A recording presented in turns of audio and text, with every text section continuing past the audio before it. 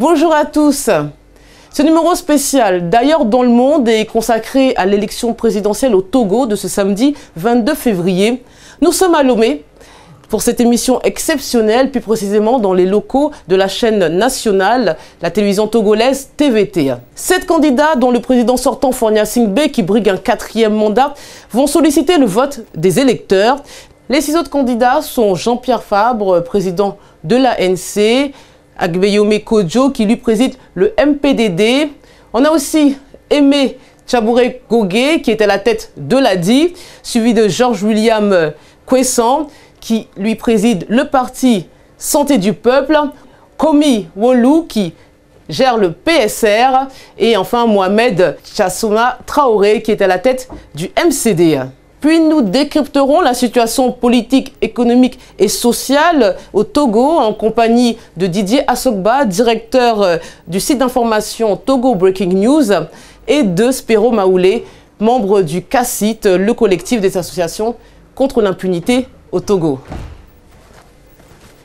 Les élections du 22 février doivent être l'occasion pour le peuple togolais et la population togolaise de renouveler leur confiance au président Faure qui, depuis plusieurs années, s'évertue à améliorer les conditions de vie des Togolais.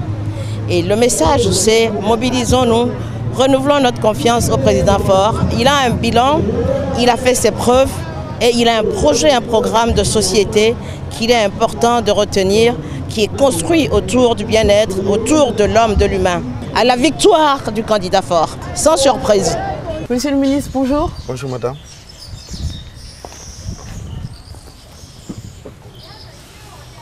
Le premier tour de l'élection présidentielle a lieu ce samedi. Comment s'est déroulée la campagne électorale de votre parti politique UNIR, dont le président de la République est le candidat? De manière totalement satisfaisante.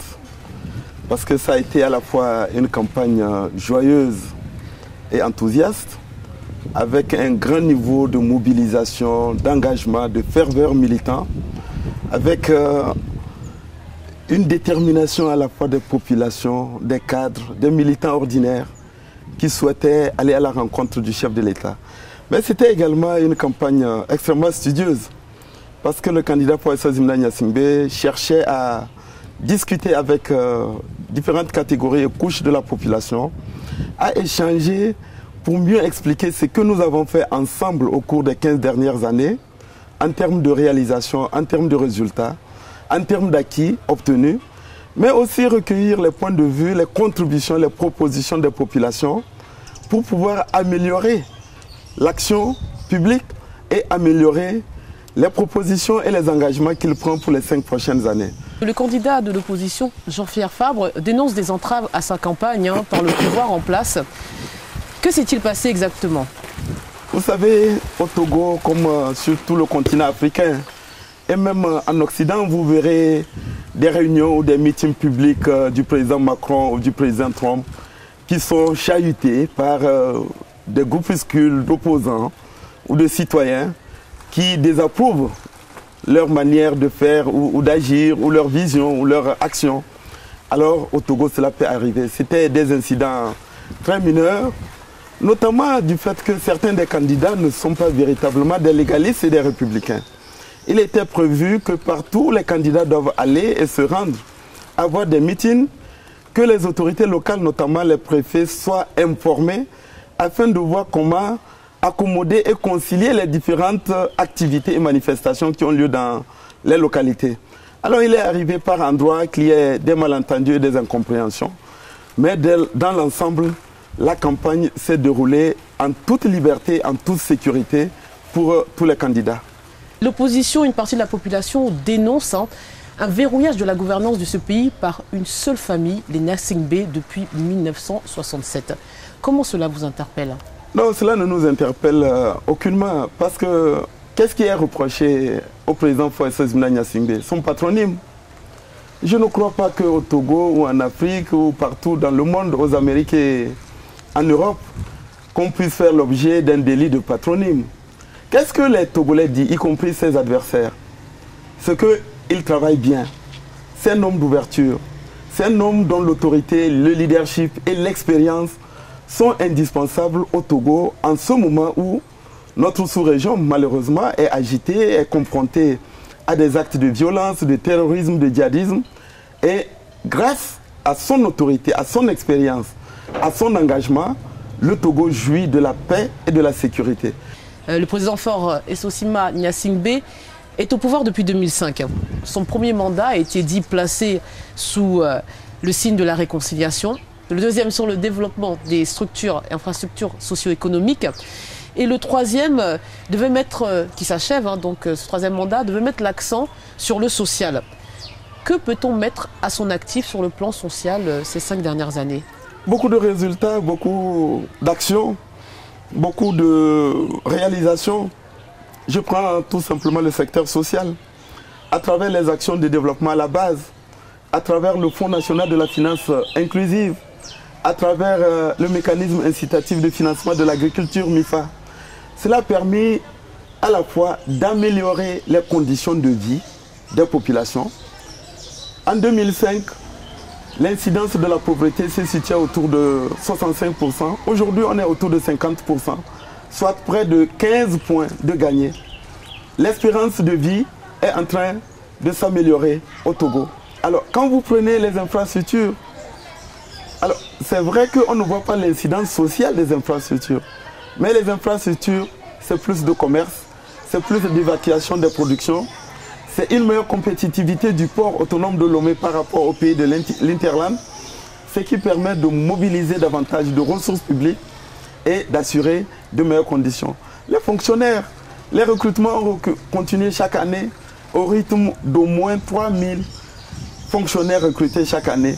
Les salaires ont augmenté d'au moins 50% sur les 15 dernières années. Alors, en termes de bilan social, les résultats sont là, les réalisations sont nombreuses et l'objectif du prochain mandat, c'est à la fois de consolider ces résultats et ces réalisations, mais de les amplifier en allant à une autre échelle en termes de prospérité et de bien-être des populations togolaises.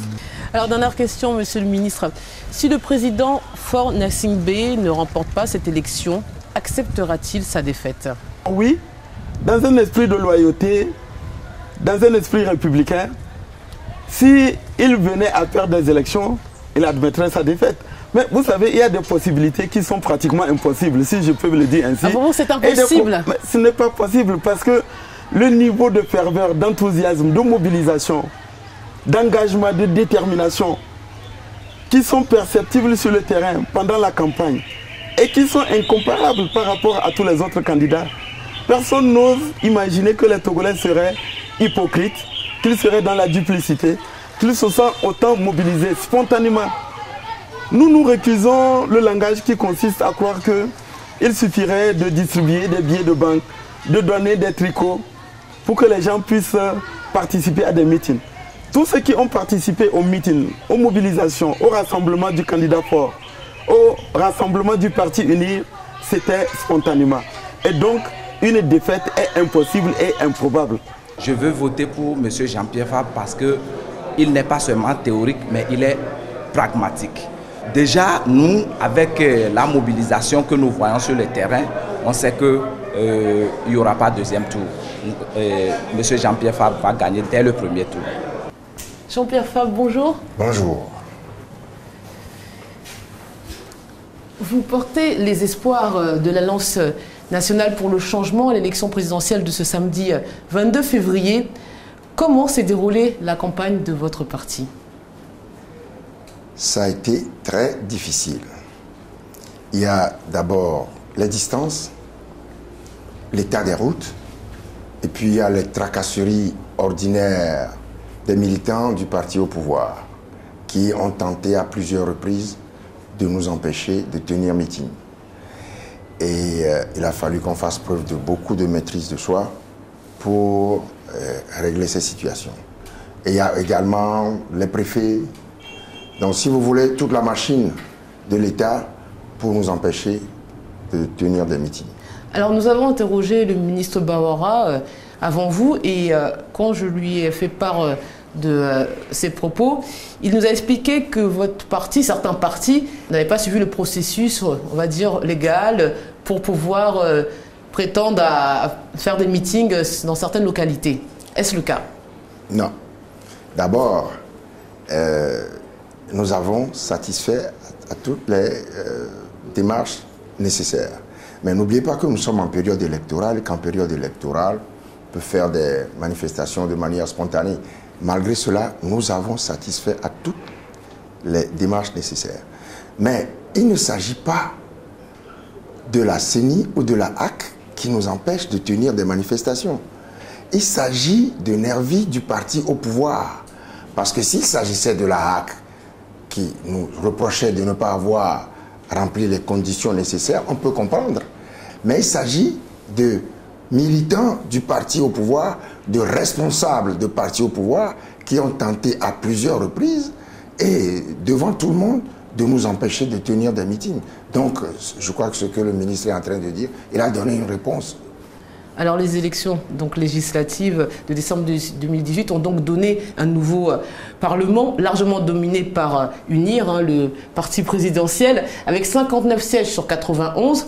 En mai 2019, ces députés ont voté une révision de la Constitution qui permet à l'actuel chef de l'État finalement de se présenter à cette élection présidentielle et à la suivante. Est-ce qu'avec du recul, a posteriori, vous ne regrettez pas d'avoir boycotté ces élections législatives? Non, je ne pense pas que nous devions regretter de n'avoir pas pris part à ces élections. D'ailleurs, je voudrais rectifier. Vous parlez de 59. Non, ça c'est pour vous. C'est pour la consommation extérieure. C'est 91 sièges sur 91 pour le parti au pouvoir.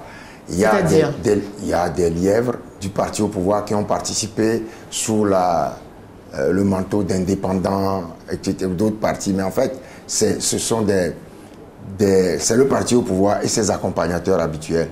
Donc en vérité, c'est les 91 sièges qui sont détenus par le parti au pouvoir. Alors vous êtes connu pour votre ténacité et votre intransigeance face au pouvoir. Qu'est-ce que vous reprochez exactement à la gouvernance de Faure Gnassingbé, au-delà de la légalité, la légitimité dont vous venez de nous parler? Il s'agit de faire en sorte que le Togo soit un réel état de droit, ce qui n'est pas le cas. C'est pour ça que nous nous battons. Vous savez, je vous donne un exemple. Je n'aime pas trop parler de moi, mais je suis obligé de vous parler de ça. Je suis inculpé depuis 7 ans d'avoir commandité les incendies des marchés de Lomé et de Kara. Et depuis, je n'ai pas été jugé. Mais dans cette affaire, il y a 7 personnes de mon parti qui ont été détenues en prison pendant 5 ans et qui ont été libérées sans jugement. Ça veut dire qu'on n'a rien à leur reprocher. Et moi-même, j'attends toujours que les tribunaux, que cette affaire soit appelée. D'où viennent ces accusations? Il s'agissait de décapiter l'opposition en accusant les responsables de crimes. Et donc, vous voyez, et ça dans aucun pays, ça ne peut se passer. Et donc, il faut faire en sorte que le Togo devienne un pays normal. Et c'est pour ça que nous nous battons. C'est ça que je reproche à M. Faure Gnassingbé. Il a pris la succession de son père en faisant la même chose et en faisant même pire que son père. Vous voyez? Donc la gouvernance, au plan de l'état de droit, est totalement nulle. La gouvernance en matière de gestion financière... Mais pourtant, il y a les chiffres sont ouverts sur le plan économique. Ça, ce sont les chiffres. Les populations ne mangent pas les chiffres. C'est nous qui vivons l'absence d'état de droit au Togo. C'est pire que tout. C'est pire que tout. Moi, je vous parle même, nous sommes chez moi ici. Est-ce que vous pouvez imaginer que cette maison et même ce salon a subi des jets de grenades lacrymogènes? C'est écrit sur les grenades qu'il est interdit de les jeter dans les domiciles. Mais il y a eu plus de 100 grenades lacrymogènes qui ont été tirées. Vous êtes menacé physiquement? Vous vous sentez menacé? Je ne suis pas quelqu'un qui se préoccupe de ça. Je suis en politique. La politique en Afrique, c'est très dur. La politique au Togo, c'est inimaginable. Donc si je passe mon temps à penser à ça, il vaut mieux ne pas faire de la politique. Alors, quelles seront vos consignes de vote si vous n'accédez pas au second tour de cette élection présidentielle? Je n'ose pas l'imaginer. Je n'ose pas l'imaginer. Mais vous savez, nous avons comme principe, et nous l'avons défendu le plus sérieusement du monde, avec l'arithmétique, lorsqu'on nous a opposé la thèse de la candidature unique. Nous avons dit, démontrez-nous à quel problème la candidature unique constitue la solution. Personne n'est arrivé à nous le démontrer sérieusement. Mais vous parlez de l'opposition, une candidature unique pour l'opposition? C'est ça. Oui, mais à contrario, ça émiette, ça disperse les voix. Non? Je vous entends, mais je vous explique. La dispersion des voix sur plusieurs candidats constitue un inconvénient lorsque il est avéré que l'opposition rassemble sur elle, avec tous ces candidats, une majorité absolue qui se disperse sur plusieurs candidats. Lorsque vous faites lorsque vous adonnez à un examen des résultats depuis 98. 98, je ne parle pas de 93, parce qu'en 1993, l'opposition a boycotté les élections. Donc 98, tout le monde y est allé. 2003, 5 ans après. Ensuite, 2005, au décès du chef de l'État, Gnassingbé Eyadema. 2010, 2015. Lorsque vous examinez les chiffres, les résultats obtenus par l'opposition, vous constatez que, malheureusement, l'opposition récolte à peu près 40% des suffrages exprimés, alors que le parti au pouvoir prétend récolter. Je parle des résultats officiels. Ça que vous contestez. Et ça, bien sûr. Donc 40% et 60%. Alors, où est l'émiettement? Mais c'est quand même contradictoire. Vous nous dites que vous donnez aucun crédit aux chiffres avancés officiellement, mais en même temps, vous vous basez sur ces chiffres pour nous expliquer non. la théorie que vous venez de dérouler. Je dis simplement, ça nous aurait permis d'analyser et de dire que, au lieu de nous concentrer sur la stratégie électorale de la candidature unique, il fallait se concentrer sur les conditions de transparence et d'équité des élections, car il était clair que l'opposition était volée, que c'est à la suite de fraude. Donc peut-être qu'elle pouvait être majoritaire et aller au-delà largement des 50%. Oui. D'où l'idée que la dispersion est avérée. Non, elle n'est pas avérée. Vous voyez, pour moi, c'est une thèse qui a pour objectif d'éliminer des candidats de l'opposition. Merci beaucoup de nous avoir reçus, M. Jean-Pierre Fabre. Je veux voter pour Agboyo Mekordo pour raison de... Agboyo Mekordo veut l'alternance dans le pays. C'est pour cette raison, moi, simplement, je veux voter pour lui. Actuellement, avec l'aide de Dieu, et nous pensons que c'est le président Agboyo Mekordo qui va gagner l'élection 2020. Kodja Briyome. Bonjour. Bonjour. Bonjour. Vous êtes le candidat du mouvement patriotique pour la démocratie et le développement à l'élection présidentielle de ce samedi 22 février. Comment s'est déroulée la campagne électorale de votre parti? Oui, je suis candidat de la formation politique MPDD, mais porté donc par la dynamique de Monseigneur Fanouko Philippot Bodjoro. La campagne s'est extrêmement bien déroulée. N'est pas connu d'entrave comme d'autres opposants? Oui, j'en viens. Très bien déroulé. Une forte adhésion autour de notre projet de société. Nous avons même fait une campagne enthousiaste à Kara, en pleine nuit, où les populations criaient « Votez à Guéomé, votez à Guéomé ». Je ne sais pas si c'est ça qui a fait peur donc, au pouvoir. Et donc le lendemain, nous avons rencontré quelques entraves à la transparence territoriale parce que nous nous rendions dans la Guérin-Kouka et ils ont mis une dizaine de titans pour obstruer le passage. N'eût été notre patience et surtout la sagesse de Monseigneur Philippe Okodjoro. En tout cas, les jeunes allaient en venir donc aux mains. Mais au bout de 2 heures d'attente, de toute façon, tout est rentré dans l'ordre et nous avons pu pénétrer dans Guérin-Kouka. Mais globalement, ce que nous avons eu dans l'ensemble du pays rend cette élection gagnante pour la coalition de Monseigneur Okodjoro. Alors, vous avez été le Premier ministre de Gnassingbé Eyadema. Vous avez également occupé de nombreux postes à très haute responsabilité sous sa gouvernance. Comment peut-on avoir collaboré avec le régime et être aujourd'hui un opposant crédible? Ah, excellente question. En 2002, lorsque j'assumais les fonctions de Premier ministre, le Togo traversait une crise. Nous avions donc réussi le programme intérimaire renforcé imposé par le FMI et la Banque mondiale. Et donc, nous avions été qualifiés à bénéficier des fonds donc, de ces 2 institutions sœurs. Mais en même temps, ils nous conseillaient d'organiser des élections législatives avec la présence de l'opposition donc à l'Assemblée nationale. C'est dans cette démarche où les gens avaient un agenda caché, celui de pouvoir disposer d'une majorité de 4/5 pour modifier la condition. J'ai dit, c'est cette approche qui m'a amené à remettre ma démission. Et ma vie fut menacée.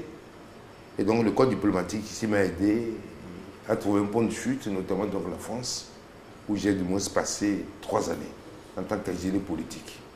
Ce n'est qu'à la fin de la mort d'Eyadema que j'ai décidé de rentrer dans mon pays et j'ai été du moins arrêté du moins à la frontière, conduit mano militari à la prison militaire de Kara, les pieds et les mains enchaînés. Et au bout de 60 jours, la justice togolaise a déclaré que le délit qu'on me reprochait relevait du domaine de l'impossible et a ordonné ma libération. Comme être, du moins, comment je dirais, opposant crédible, je rappelle opportunément que en mars 2010, je fus candidat à l'élection présidentielle. Et que ce n'est pas parce que donc on a travaillé ici, on a travaillé donc avec le régime qu'incarne aujourd'hui le fils, que lorsqu'il y a des dérives dans la gestion, que lorsque la politique déclinée donc clive la société, qu'on doit se dire, ah, parce que j'ai travaillé avec le père, il faut que je ferme les yeux donc sur les incohérences du fils. Oui, mais excusez-moi, en 2015, vous avez été donc désigné président de ce qui était la nomenclature de votre parti précédemment, ça s'appelait donc Au But. Et vous avez décidé de ne pas être candidat à l'élection de 2015 puisqu'il y avait pléthore de candidatures au niveau de l'opposition. Non, j'ai été investi par mon parti. Tout à fait. Et à l'époque, le scrutin était à un seul tour. J'ai fait le tour de tous les candidats en leur proposant qu'il faut qu'on se mette ensemble et qu'on pouvait gagner. Il y a une formation politique qui m'avait déclaré, sans donc la collaboration des autres, elle est, enfin la formation politique, elle est en capacité donc de gagner ces élections. C'est pour cela que je n'ai pas voulu prendre part. Donc vous pensez que c'est le fait qu'il y ait un deuxième tour, qu'il y ait une élection à 2 tours en 2020, puisqu'il y a autant de candidatures qu'à l'élection précédente, et vous avez même, je crois, appelé à voter, ou en tout cas à soutenir le président Faure Gnassingbé en 2015. Que s'est-il passé en 5 ans? Celui qui a refusé donc mon approche de nous mettre ensemble pour être en capacité de gagner de ces élections, nous avons décidé de ne pas le soutenir parce qu'il ne comprend pas chose. Vous parlez de Jean-Pierre Fabre? Je n'ai pas apporté du moins un soutien formel, officiel de Faure Gnassingbé. Mais vous avez parlé de Jean-Pierre Fabre? Je voulais parler de Jean-Pierre Fabre, c'est lui qui avait dit que de tout temps il était en capacité de gagner. L'élection présidentielle se fera à 2 tours. Après la révision constitutionnelle intervenue cette année, vous sentez-vous en mesure de mettre en ballottage le président en exercice Faure Gnassingbé? Je considère que s'il y a un minimum de transparence, si on n'exerce pas donc la violence des voix de fait sur mes représentants dans les bureaux de vote, il n'y a aucun doute, je passe au premier tour. En cas de victoire, envisagez-vous de mettre en place un gouvernement d'union nationale? Vous parliez à l'instant de cette envie de réconciliation. Je crois que oui, nous mettrons en place ce que nous appelons un gouvernement arc-en-ciel, un gouvernement pluriel, fondé sur l'éthique, qui fera émerger des cadres compétents en tout cas de la coalition Monsognac Bodjoro et également d'autres formations politiques qui ne se sont pas prononcées, en tout cas du tout, au cours donc de ce combat électoral. D'accord. L'essentiel, nous privilégions donc la compétence. Et ce gouvernement fera place aux jeunes, parce qu'en fait, c'est eux qui ont de l'énergie, c'est eux qui sont mieux formés que les générations précédentes, et nous voulons leur faire confiance. Merci, Monsieur Kodjo Agbeyome, de nous avoir reçus. Bon, la campagne se passe dans de bonnes ambiances, quoi. Ça va, parce que les campagnes passées, ça ne s'est pas passé comme ça. Maintenant, je vois que la campagne maintenant s'est ouverte, puis il n'y a pas de violence. Tout marche bien, quoi. Je suis quelqu'un qui n'a pas de parti politique. Moi, je vais voter les projets. C'est-à-dire, tout ce que les candidats disent, c'est ce que moi je vote. Moi, je ne vote pas pour une personne, il est de mon village ou de mon préfecture. Non, je ne vote pas comme ça. Moi, je suis libre de toutes mes actions. Après avoir recueilli les propos des principaux candidats à l'élection présidentielle de ce samedi 22 février, nous avons décrypté la situation politique, économique et sociale du pays avec des experts locaux, notamment Spero Maoulé, qui est membre du collectif CACIT, le collectif des associations contre l'impunité au Togo et qui représente finalement la société civile sur ce plateau. Et notre cher confrère Didier Assogba, qui est le directeur du site d'information Togo Breaking News. Messieurs, bonjour. Bonjour. Bonjour. Et merci d'avoir accepté notre invitation. Alors en 2017, Togo a traversé une grave crise politique après le projet de loi de révision de la Constitution. À l'appel de l'opposition, des centaines de milliers de citoyens sont descendus dans les rues pour réclamer le retour à la Constitution de 1992, c'est-à-dire le départ du chef de l'État, Faure Gnassingbé. Ces manifestations ont entraîné la mort de plusieurs personnes. 3 ans après, quelles sont les conséquences politiques de cette crise? Je pense que les conséquences seront plutôt négatives. Négatives en ce sens que malheureusement rien n'a vraiment bougé. La situation s'est empirée avec une crispation des acteurs politiques et malheureusement un durcissement au niveau du respect des droits humains, au niveau du gouvernement. Et donc du coup, a priori, ces événements-là ont enlisé la situation politique au Togo. Vous partagez cette analyse? Oui, évidemment. Il faut dire que ces événements de 2017 ont plutôt créé une autre situation au Togo. Je rappelle brièvement pour dire que ce n'était pas à la suite d'un projet de loi du gouvernement, mais c'est faute de réforme constitutionnelle que une partie de l'opposition, donc notamment amenée par Tikpi Achadam, a dû organiser des manifestations pour réclamer la révision de la Constitution et donc la fameuse revendication de retour à la Constitution de 1992, Constitution donc de laquelle des bouts de phrases importantes avaient été amputés entre-temps lors de la révision de la Saint-Sylvestre de 2002 et donc qui ont permis d'abord à Gnassingbé Eyadema, donc le feu président, de s'éterniser et donc a permis finalement à son fils Faure Gnassingbé de venir au pouvoir. Et donc les événements, vous avez rappelé que le reste de l'opposition a joint Tikpi Achadam et qu'il y a eu des manifestations. Mais depuis, et comme il a rappelé également, il y a un certain nombre de localités du pays actuellement qui sont sous surveillance militaire. On citera la ville phare de Sokodé, la ville de Mango et d'autres villes également comme Bafilo et Tchamba, tous dans le nord du pays, qui sont aujourd'hui des villes quelque peu militarisées, on va dire. Mais sur le plan social, il y a eu quand même des conséquences assez graves. Il y a un certain nombre de communautés qui sont aujourd'hui, qui se regardent en chien de faïence, et sur le plan politique également, il n'y a toujours pas de satisfaction, même si le gouvernement a finalement opéré les réformes. Alors l'opposant Tipi Atchadam, dont vous venez de parler à l'instant, qui est le fondateur du Parti national panafricain, s'était fait connaître à l'occasion de ces manifestations, et depuis il a totalement disparu de la scène médiatique. Qu'est-il devenu? Totalement disparu, non. Parce que de temps en temps, il envoie toujours des messages par les réseaux sociaux. Cette fois-ci, c'est pour appeler à ce que les gens n'aillent pas voter, à ce qu'il n'y ait pas d'élection. Donc, il est toujours là sur les réseaux sociaux, mais physiquement, il n'est pas dans le pays. Selon certaines sources, il serait au Ghana, d'autres disent qu'il est en Guinée. Mais dans tous les cas, c'est certain qu'il est vivant puisqu'il envoie toujours des audios. Il est en exil alors? Oui, il est en exil forcé quelque peu, on va dire, parce qu'il a laissé entendre dans le courant, vers fin de l'année 2017, qu'il y avait des menaces sur sa vie. Et donc, en ce temps-là, on savait qu'il s'était rendu au Ghana en tant qu'un exilé politique. Et des informations ont fait croire qu'il chevauche désormais entre Accra et Conakry.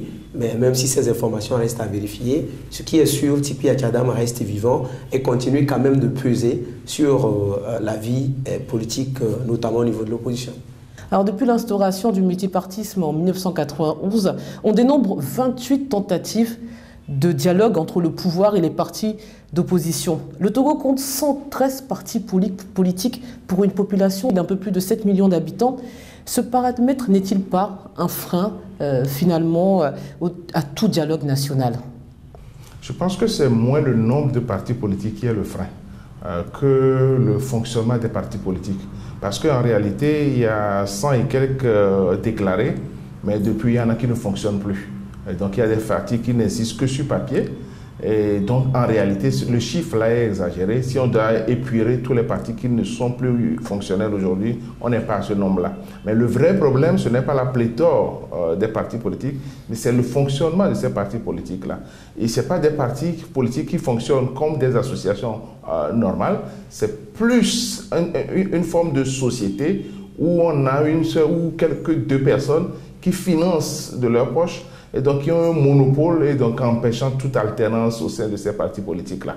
Et parfois, il y en a qui sont réduits simplement au président et à quelques membres du bureau et sans véritable assise sur le territoire national. Donc au fond, ce n'est pas un véritable problème qu'on étend parce que dans la réalité, ce n'est pas des gens qui pèsent sur la situation sociopolitique du Togo. Oui, véritablement, si vous prenez n'importe quel Togolais dans la rue, et même quelques intellectuels togolais, ils ne seront pas aujourd'hui en mesure de vous citer plus de 50 partis politiques. Parce que les partis politiques qui véritablement animent la vie ici au Togo, on les connaît. Certains qui ont vraiment le poids, d'autres qui ont moins de poids, on les connaît. Mais la centaine, le chiffre 100, 113 qu'on avance très souvent, c'est peut-être aussi pour faire le procès à l'opposition de n'avoir pas su organiser son fonctionnement, mais ce n'est pas tant le problème qui se pose. Et vous avez évoqué le sujet des dialogues. Ce qui fait que les dialogues ne réussissent pas, ce n'est pas le nombre ou la pléthore de partis politiques de l'opposition, mais c'est beaucoup plus le manque de volonté et aussi le fait que les politiciens togolais dialoguent mais sans jamais s'écouter. C'est-à-dire que chacun vient dire ce qu'il a à dire, pose ses conditions et repart sans véritablement écouter l'autre et finalement il n'y a pas de compromis. Je voudrais quand même préciser que c'est vrai qu'il y a cet aspect, mais au fond, c'est qu'ils font beaucoup plus de calculs qui sont purement des calculs partisans, politiciens et qui ne mettent pas au centre l'intérêt de la nation. Tout le monde fait des calculs, c'est-à-dire si je fais cette concession-là, est-ce que ça me permet de devenir chef d'État et tout cela. Donc c'est des calculs partisans mais personnels et qui n'ont pas d'intérêt avec le pays. C'est ce qui fait que malheureusement les dialogues échouent. Donc vous voulez dire que ce sont des partis dont les responsables sont opportunistes? Opportuniste, je n'utiliserai pas l'expression, mais en tout cas, je dirais simplement qu'il y a une mauvaise foi, mais qui est liée surtout à une crise de confiance. Les gens avaient donné des accords que les partis d'en face n'ont jamais respectés. Chacun a voulu se faire des pots de banane. Donc, il y a eu une crise de confiance exacerbée qui fait que malheureusement, les gens ne peuvent pas fonctionner ensemble.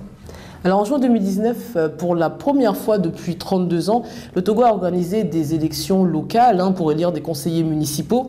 Et le parti au pouvoir, donc l'Union pour la République, UNIR, a remporté la majorité des sièges, 878 sur 1490.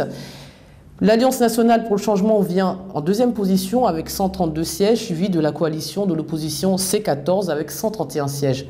Peut-on vraiment parler d'avancée démocratique, messieurs? En termes d'organisation même de l'élection, oui, c'est une avancée puisque ces élections n'avaient pas été organisées depuis 32 ans. Et donc, si après 32 ans, on se décide finalement à les organiser, on dirait qu'il y a une avancée.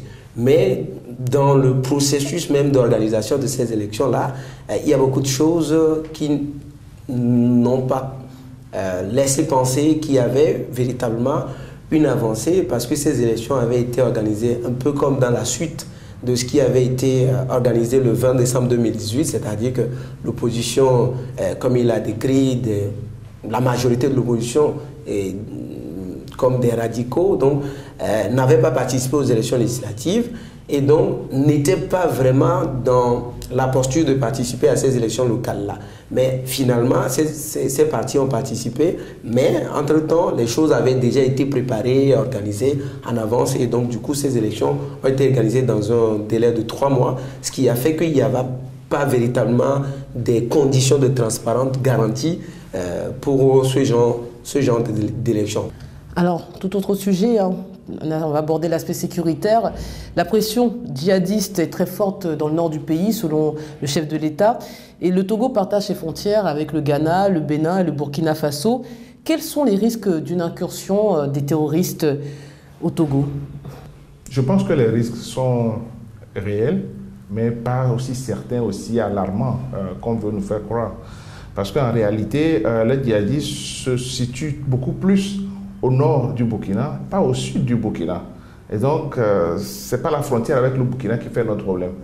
C'est tout comme pour le Ghana, comme pour la Côte d'Ivoire, qui ne crie pas autant à cette peur qui est les djihadistes là.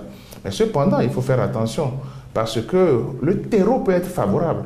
Favorable en ce sens que c'est généralement dans les villes ou les agglomérations où la population se sent marginalisée, où la population a l'impression d'être martyrisée par un pouvoir central, que les gens se laissent aller très facilement à coopérer avec les djihadistes. Et donc, avec cette crise de 2017 où des villes ont été embrigadées et militarisées, c'est très facile de pouvoir récupérer des jeunes qui sont dans la difficulté pour les assimiler. Oui, comme il le dit, est-ce que c'est aussi alarmant que ça? Non. Mais le risque est réel, comme il a dit, nous sommes dans un environnement sous-régional où ce problème de terrorisme sévit. Comme autant en Côte d'Ivoire où les terroristes ont dû tirer à Grand Bassam sur la plage, ce n'est pas autant tous les jours que les Ivoiriens ont la peur dans l'âme pour le terrorisme. Mais le nord du Togo, si le chef de l'État s'inquiète, c'est que véritablement, au nord du Togo, sévit une situation, comme il a dit, de manque de liberté individuelle, de liberté humaine, et en dehors de la pression militaire, de la sécurisation militaire de la zone, il y a également une réalité qui est que c'est la partie la plus pauvre du pays. Après 15 ans au pouvoir, vous l'avez dit, quel est le bilan économique et social du président Faure Gnassingbé, selon vous? Il a fait des efforts, notamment, on ne va pas passer le temps à faire le bilan des 3 mandats finalement, mais il y a eu quand même quelques efforts sur le plan social et sur le plan économique. Et je rappelle d'ailleurs la citation du ministre, socialement, le Togo était délabré à l'arrivée du pouvoir de Faure Gnassingbé et l'économie était exempte pour citer véritablement le ministre. Et il fallait d'abord apaiser le pays parce qu'on connaît également les conditions dans lesquelles le chef d'État actuel est arrivé, est arrivé au pouvoir, même s'il y a eu les élections aujourd'hui et on ne connaît pas encore les résultats. Et socialement, les Togolais arrivent à s'accepter un peu. Même si le problème ne se pose pas en termes de division entre les ethnies, autant que ça qu'on ne l'agite dans le domaine politique. Vous permettez juste que j'ajoute que moi, c'est l'aspect social qui m'intéresse. La misère, elle est très grande. L'impunité est toujours là. La corruption, elle grandit tous les jours. La gouvernance, elle n'est pas opportune. La justice, il y a les ingérences de politique dans certaines affaires judiciaires. Donc, il y a tout cet élément-là. Or, on était censé faire un mandat social. Aller au CHU, dans nos centres de santé, les conditions sont déplorables. On n'a pas de machine qu'il faut pour soigner les gens. Aller à l'éducation, on a les mêmes problèmes. Donc, il y a une question de gouvernance qui appelle au président qui va être élu aujourd'hui à changer. On doit refonder complètement le pays. Évidemment, en partant de certains acquis qu'on va forcément retrouver et ajouter d'autres choses. Mais il faut une volonté politique de ce président-là, sinon on n'avancerait pas. Alors, dernière question, messieurs. En tant qu'observateur de la vie politique du Togo, que va donner le scrutin de ce samedi 22 février? Une question lourde parce qu'on n'est pas dans les secrets de Dieu. Les électeurs viennent de s'exprimer dans les urnes et d'ici 3 jours, la centralisation des résultats doit se faire et la CENI, organisme chargé d'organiser et de superviser les élections, doit être en mesure de proclamer les résultats. Mais les campagnes et les meetings de foule sont aussi trompeurs que ça. Et véritablement, le choix se fait dans les urnes. Et si on doit avoir la vérité des urnes, cette élection, contrairement à ce qu'il paraît, aurait été une élection un peu disputée. Un peu disputée parce que d'un côté, il y a une envie de sanctionner un chef d'État qui vient de faire 15 ans au pouvoir et qui veut continuer à faire, et une envie pour essayer quelque chose de nouveau, une alternance. Si l'élection est transparente, on ne peut pas avoir un candidat qui va passer à un tour. Lomé fait à elle seule le tiers des électeurs. Et Lomé connaît un peu la politique, la crise politique du Togo.